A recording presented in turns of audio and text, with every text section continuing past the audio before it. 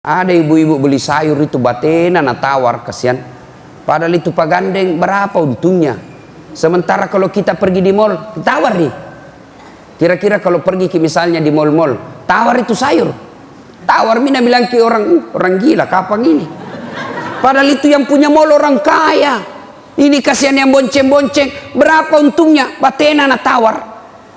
Nah bilangi maki lagi puang, ye puang. Cantik nih bu, serasinya baju tak sama kudun tak. Batena memuji kasihan. Beda 50 rupiah masih kita tawar. Ada ndak nak tawar tapi ngambil panombo. Berapa harganya? 5.000. Deh 3.500. 4.000 ibu. Nah bayar 4.000 tapi apa nak bilang? Ya tambahan jeruk 2 nah. Salah satu dari 6 rukun iman mewajibkan kepada kita percaya kepada akhirat. Artinya tidak sempurna iman seorang manusia, tidak sempurna iman orang Islam apabila dia tidak percaya kepada akhirat. Bahkan jika engkau ingin melihat keimanan seseorang di antara kalian, maka lihatlah sejauh mana dia percaya kepada akhirat. Artinya semakin tinggi kepercayaan seseorang kepada akhirat, maka semakin tebal keyakinannya kepada Allah. Sebaliknya, semakin tipis kepercayaan seseorang kepada akhirat, maka hampir bisa dipastikan dia tidak percaya kepada Allah. Bahkan salah satu sebab kita datang sholat berjamaah subuh di sini, kira-kira apa sebabnya? Apa karena mengharap dapat hadiah beras? Bukan. Apa karena kita mau dapat pulsa? Tidak. Salah satu sebabnya karena kita percaya bahwa di akhirat kelak ada manfaatnya ini sholat berjamaah subuh. Kalau bukan karena kita manfaat subuh ini, karena kita mengharap faedah dan keutamaan di akhirat kelak, Masya Allah begitu berat orang datang sholat subuh. Dingin, lagi enak-enaknya tidur, tidak ada kita dapat. Tapi karena kita percaya ke akhirat, maka kita datang berjamaah subuh di tempat ini. Ibu bapak saudara-saudara sekalian, salah satu kehidupan akhirat kelak itu ada yang disebut hari pembalasan dan di satanya ada disebut padang mahsyar. Padang mahsyar itu menurut informasi dalam kitab, padang mahsyar itu matahari dari kepala panasnya seolah-olah tinggal 1 jengkal. Bayangkan tinggal 1 jengkal panasnya. Sekarang saja masih jutaan kilometer panasnya minta ampun. Ada orang gara-gara panasnya matahari ketika upacara pingsan. Kita di padang mahsyar kelak matahari seolah-olah panasnya tinggal 1 jengkal. Dan pada saat itu seseorang manusia tidak bergerak kakinya sebelum ditanya 4 hal.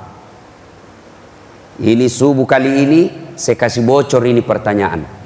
Jadi semua manusia di akhirat nanti pasti ditanya 4 hal ini. Maka siapkan memang jawabannya Pak. Pasti ditanya masalah ini. Maka bapak-bapak siapkan jawabannya. Pertama kata Nabi akan ditanya, umurmu kau gunakan untuk apa? Bapak-bapak yang sudah tua-tua ini, di depan saya sudah muka-muka sakaratil maut. Sudah jawab nih itu nanti. Umurmu kau gunakan untuk apa? Bisa itu dibayangkan toh? Dari 1 tahun sampai 17 tahun saya di kampung di Sulawesi Selatan. 18 tahun saya merantau ke Batam. 18 sampai 25 saya jadi preman. 26 sampai 30 saya menjadi pimpinan preman. 65 sampai 70 baru kak sadar. Berarti baru 5 tahun modal tak. Selebihnya lebih banyak dosa. Maka sekarang bisa ditahu itu jawabannya. Umurmu kau gunakan untuk apa? Kalau kita yang masih muda kan masih bisa diperbaiki. Umur saya baru 17 tahun. 17 tahun saya jadi remaja masjid.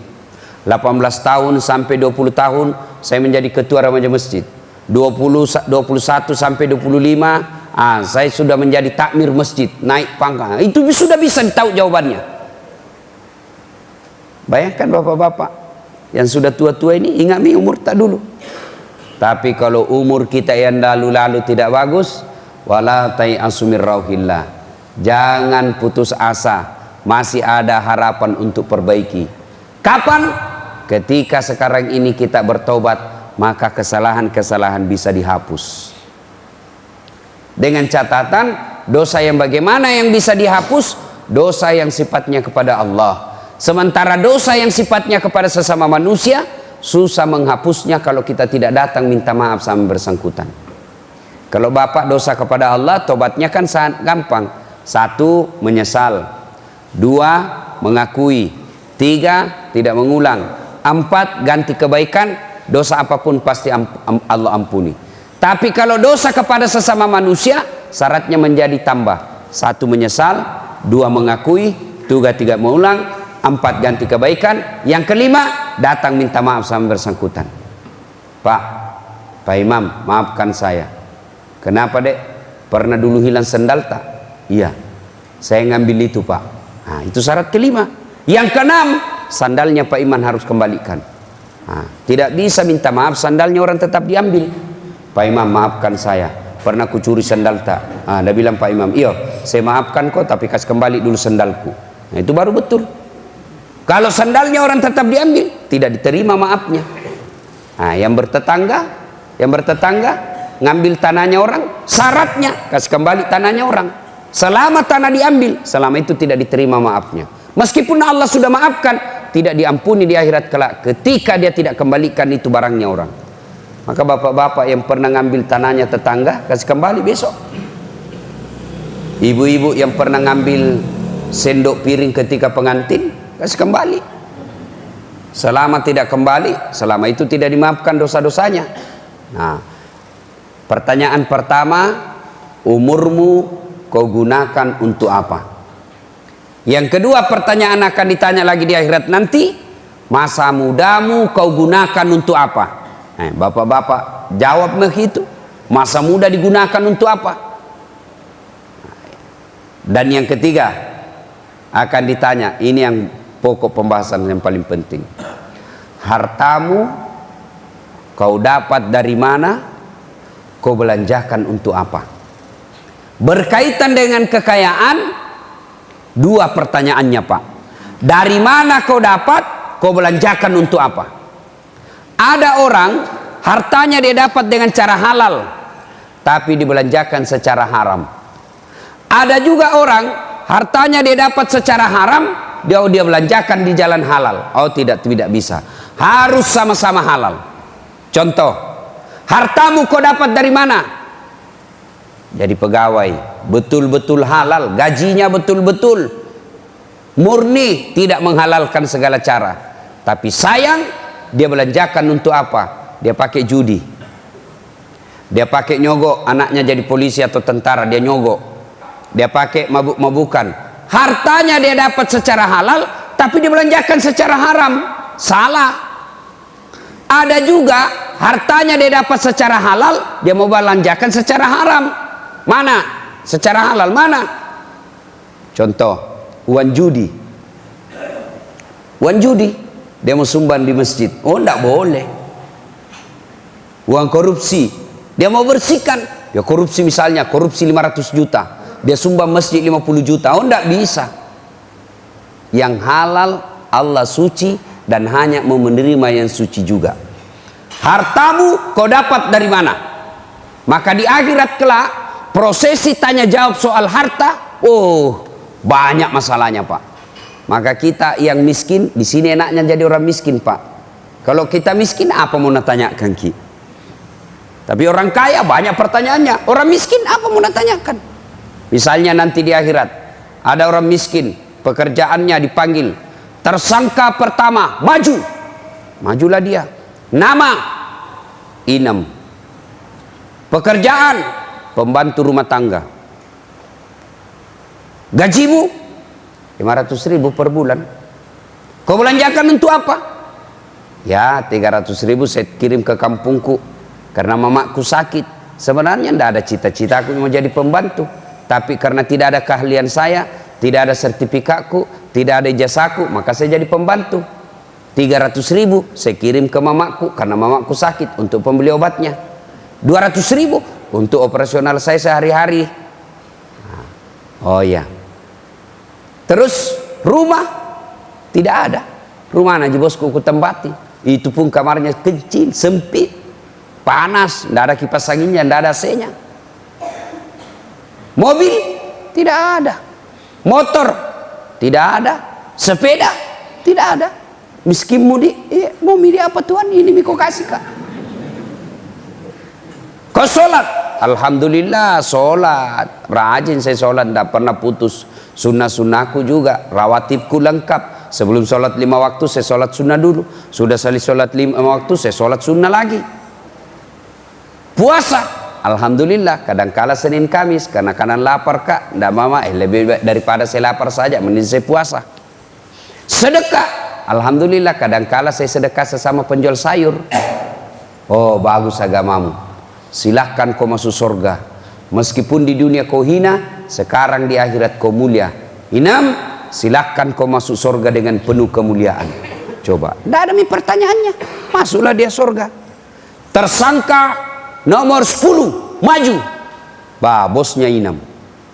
Dia lihat Inam, wah ini bosku ini, oh iya nailah sekke iya. Kikiri galang, nah ini. Mulai nih pak, mulai ditanya. Nama, Haji titik-titik. Pekerjaan, kepala titik-titik. Nah ditanya nih, itu mobilmu kau dapat dari mana? Kalau dilihat gaji sama tunjanganmu, tidak bisa kau dapat itu. Dari mana? Anu apa? Perjelas, bah tidak jelas pak. Terpaksa ditinju. Puh! Jatuh matana, mau lari ditarik lagi. Belum bisa selesai Haji. Itu pelek mobilmu dari mana kau beli? Kalau dilihat gajimu tidak bisa kau beli. Anu apa? Ditempeleng. Pah! Baik, robek lagi telinganya. Mau lari ditarik lagi. Itu tegel di rumahmu dari mana itu? Kalau dilihat tidak bisa kau beli, itu berapa gajimu? 4 juta. Dari mana itu tegel? Tidak jelas juga, ditusuk lagi matanya. Pah! Mau lari ditarik lagi, belum bisa selesai.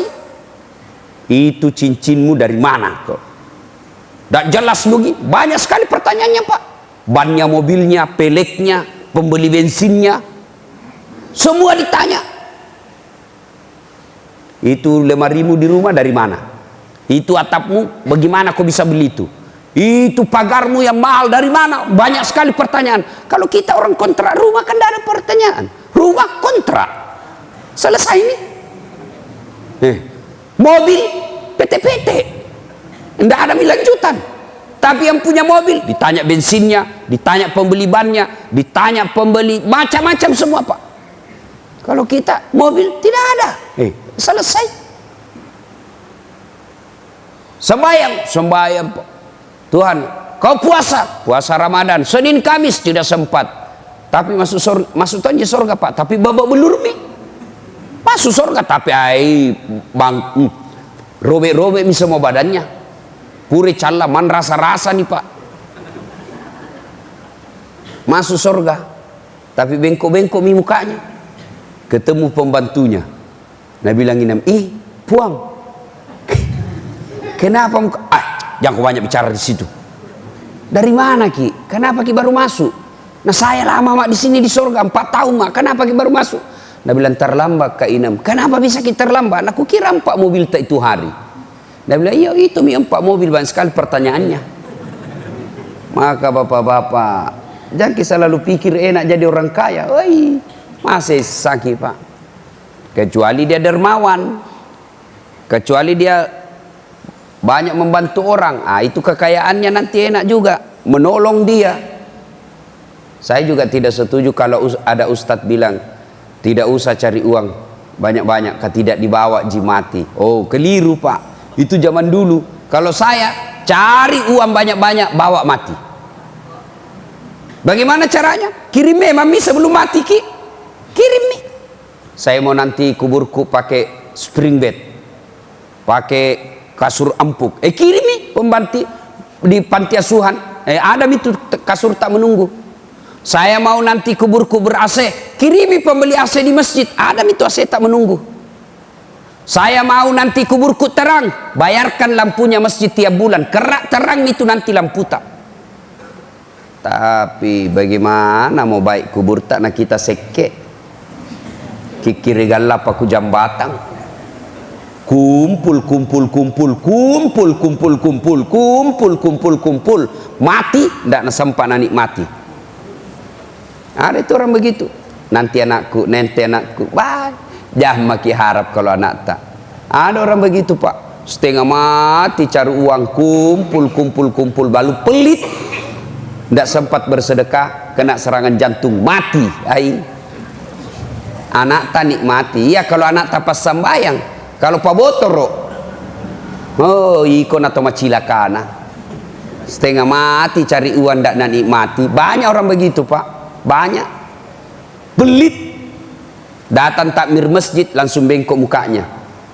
Apalagi kalau nak lihat itu pengurus masjid bawa map, langsung dalam hatinya les, minta sumbangan lagi. Nanti ketika kita kasih sumbangan pak, di akhirat justru kita nanti berterima kasih sama itu pengurus masjid. Kita akan berkata, terima kasih pak, gara-gara kita itu datang di rumah minta pembangunan masjid sehingga ada yang kunikmati di akhirat. Andai tidak datang, tidak tahu ini bagaimana hidupku di sini. Ada orang begitu pak, investasi, beli ruko, mau sakaratil maut masih ruko terus ingat. Mau pensiun apa nak bilang, Ustaz, insya Allah tahun depan pensiun mak. Alhamdulillah ada mi kebunku ini tempatku nanti bercocok tanam. Ada jomi toko-toko ku buka tempatku nanti kalau sore-sore berda. Ilaha illallah. Bukannya berpikir, Ustaz ada mini rumah sudah kubeli dekat masjid supaya nanti dekat ke masjid berjamaah. Alhamdulillah ada itu pesantren sudah kubantu, mudah-mudahan usia tuaku nanti bisa ke sana mengaji. Mau mati sanging hartana na pikir, akhirnya sakaratil maut. Nah cari itu semua keturunannya. Mana anakku yang pertama, nak bilang anaknya ini kak Pak ada kak dekat kepala tak. Nak bilang lagi, mana anak bunsuku, nak bilang ini kak Pak di kaki tak. Nak lihat lagi, mana istriku, nang kak Pak di sebelah kiri. Udah lihat, ada tonji istrinya. Mana inam pembantunya nak bilang, ada aja di sini Pak Haji. Nak lihat, ada tonji. Langsung nak bilang, siapa jaga toko? Ada semua itu. Ada anaknya, ada yang bunsu, ada istrinya, ada pembantunya, langsung tokonya nak ingat, mati bagi siapa jaga toko. Padahal sakaratil maut itu. Kenapa? Semenjak dia muda sampai tua, toko terus nak pikir, sakaratil maut tokonya juga nak pikir. Jangan kita terlalu pelit pak, aja tak mau seke. Tidak ada itu orang mas, ibu bapak, tolong saya di Batam ini, ada kita lihat orang bangkrut gara-gara sedekah. Ada kira-kira pak? Ada. Tunjukkan nggak pak? Ustaz, itu rumah yang sudut, yang besar sekali, kaya dulu itu Ustaz. Cuma karena rajin bersedekah bangkrut. Ada kita pernah dengar itu? Enggak. Yang bangkrut gara-gara apa? Selingkuh. Diperas sama ceweknya. Belikan nggak kulkas, kalau tidak ku sebar ini foto yang sama di mobil. Sudah dibelikan kulkas, nah bilang belikan nggak juga kipas angin. Sudah dibelikan kipas angin, nah bilang AC. Kalau tidak, ku bagi-bagi ini foto ini. Habis duit gara-gara selingkuh. Bukan poligami ya, bukan poligami. Kalau poligami boleh, yang penting bapak berani. Apa mau poligami, nah takut sekali sama istrinya. Bagaimana kau mau poligami, nah sedangkan istri sudah pegang remote control televisi, tidak bisa makin macam-macam. Apalagi kalau istri orang Bugis, orang Bugis Makassar, nah bilang coba kok, kalau mau kau kasih ketemu kau nenek nu. Ibu-ibu sampai ada bapak-bapak takut sekali sama istrinya, sampai di akhirat. Begitu istrinya lebih dulu masuk surga pak, lebih dulu masuk surga. Begitu suaminya mau masuk surga, dilihat, ada lagi, angka sila como. Nggak jadi deh, nggak jadi. Begitu nali istrinya dalam surga, dia bilang jangan malaikat, nasi saka lagi nanti. Ada di sini bapak-bapak takut sama istrinya. Ada? Ada? Berhenti makin jadi laki-laki kalau takut sama istri. Masa mau takut sama istri Pak? Bah, bagaimana caranya? Gaji tak semua nak ambil tiap bulan. Setiap bulan ambil semua gaji tak. Kita belikan rumah, kita belikan mobil, dicicilkan mobil, semua gaji tak ambil. Bajunya kita belikan, gencunya kita belikan. Baru kita takut sama dia. Bah, bagaimana ceritanya? Kecuali bapaknya atau mertua tak kasih modal 10 miliar, ya bolehlah kita takut sama istri. Tapi kalau kita yang hidupi, bagaimana caranya mau takut sama istri Pak? Berhenti kita takut sama istri. Ini juga ibu-ibu, jangan kasih takut-takut suami tak. Baru 10 menit suaminya pergi menelpon. Di mana kok Pak? Di mana kok? Ada kak di kantor. Balik-balik kok, foto dulu baru kirim. Wah, batena na sesa suamina. Sedikit-sedikit minta foto lagi. Wah, mana gimana suami? Nah ibu bapak, saudara-saudara sekalian yang saya hormati, jangan terlalu pelit, ya, jangan terlalu pelit Pak. Ibu-ibu kalau beli sayur jangan terlalu pelit. Itu kasihannya nenek sepeda datang ke komplek jama kita tawar ki. Ada ibu-ibu beli sayur itu batena na tawar, kasihan. Padahal itu Pak gandeng berapa untungnya. Sementara kalau kita pergi di mall, tawar nih. Kira-kira kalau pergi ke misalnya di mall-mall, tawar itu sayur. Tawar mina bilang ke orang gila, kapan ini? Padahal itu yang punya mall orang kaya. Ini kasihan yang bonceng-bonceng, berapa untungnya? Batena na tawar. Nah bilangin maki lagi puang, ye puang, cantik nih bu, serasinya baju tak sama kudun tak. Batena memuji kasihan, beda 50 rupiah masih kita tawar. Ada ndak na tawar tapi ngambil panombo, berapa harganya? 5.000 deh, 3.500, 4.000 ibu, nah bayar 4.000 tapi apa na bilang ya tambahan jeruk 2 nah.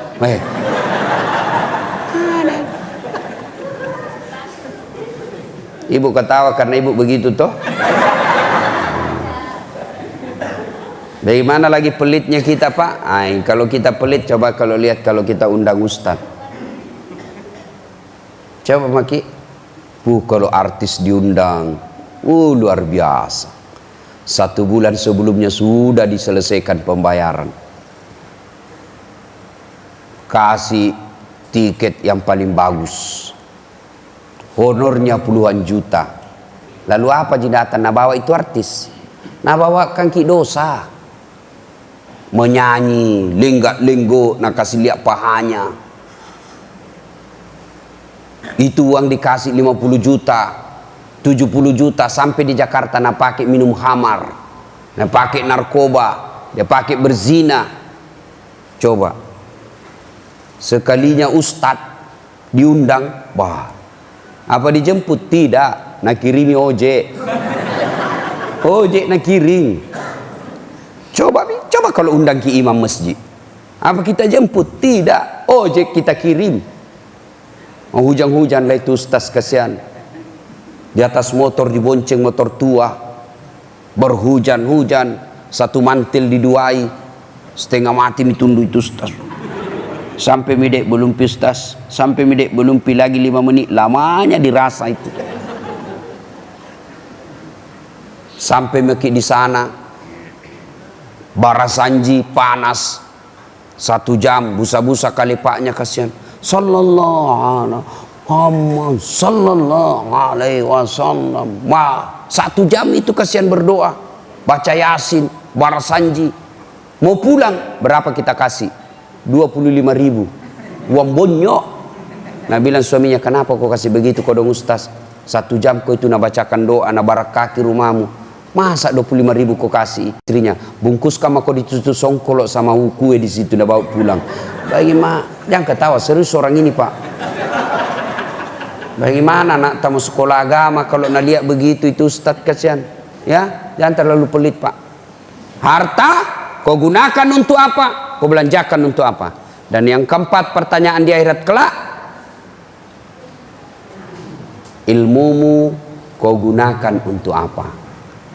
Ada nanti pertanyaan. Ini khusus para ulama, para ustadz ini ditanya, ilmumu kau gunakan untuk apa? Jangan sampai ilmu kita hanya memecah belah umat. Jangan sampai ilmu yang kita sampaikan hanya menimbulkan keresahan. Karena ada juga itu yang mengaku ustadz, meresahkan saja dakwanya, suka memecah belah umat, suka kasih bertengkar umat. Yang dia ceramah hanya masalah khilafiyah saja, masalah perbedaan pendapat saja dia bahas, Pak. Soal kunut tidak kunut, sujud kasih begini tangan atau tidak, takbir begini dan begini, itu saja yang selalu dia bahas. Kesalahan-kesalahan orang yang berjamaah. Kenapa orang berjamaah salah? Kenapa bukan kita ajak orang kaya datang ke masjid, anak remaja masjid kita undang ke masjid? Lebih baik itu yang kita bahas. Ada juga penceramah, Pak, bikin bingung selesai ceramah. Ceramahnya neraka saja terus bahas. Ada kan begitu, Pak? Kau akan dibakar, ditusuk pantatmu, dipotong lehermu, ditindis telingamu, ditindis ke telinga kanan, keluar telinga kiri, digunting lidahmu. Apa anda bilang anak muda aja mau ke masjid, dia bikin takut-takut. Iya kan ada penceramah begitu toh. Nah, ibu bapak saudara-saudara sekalian, dan pada akhirnya berbicara tentang akhirat tidak bisa disentuh pakai akal, tapi harus melalui iman. Ketika iman kita baik, maka insya Allah semakin percaya kita kepada akhirat. Dan akhirat pasti akan datang. Kaya sementara, miskin sementara, sakit sementara, sehat sementara, kaya kuat sementara. Satu saja yang abadi, apa? Akhirat. Bapak datang merantau ke sini, cari harta ke sini, ternyata di sini tidak nyaman, ternyata di sini tidak enak. Sudah, saya jual rumah, pulang kembali ke Sulawesi. Masih bisa Ki. Menderita di Batam, masih ada pilihan, saya kembali ke Jawa. Menderita di Batam, saya kembali ke Sulawesi, masih ada pilihan kembali kampung. Tapi ketika bapak masuk di kubur, mau kembali, sudah masuk di akhirat, deh, ndak enak na di kubur, kembali lagi deh, ndak ada. Kota mana ki burui, ya lemu cilaka. Dek na gaga, tinggallah kita di situ. Maka bapak ibu saudara-saudara sekalian, percayalah kehidupan dunia ini hanya sementara. Yang abadi adalah akhirat. Maka Allah Subhanahu wa taala bertanya dalam surah As-Sajdah, "Apa man kana mu'minan kaman kana fasikan?" Apakah sama orang beriman dengan orang fasik? La yastaun. Tidak sama kata Allah. Ammal ladzina amanu wa amilus solihati falahum jannatul ma'wa. Bagi mereka yang beriman, beramal soleh, kami kembalikan mereka ke dalam surga. Surganya dunia, insya Allah surganya akhirat. Jadi orang kalau beriman itu Pak, sudah dapat surga dunia, surga akhirat. Adakah surga dunia? Ada. Surga dunia itu tenang, tidak banyak uangnya, tapi ada manfaatnya. Anaknya taat, istrinya baik, suaminya baik. Itu surga dunia.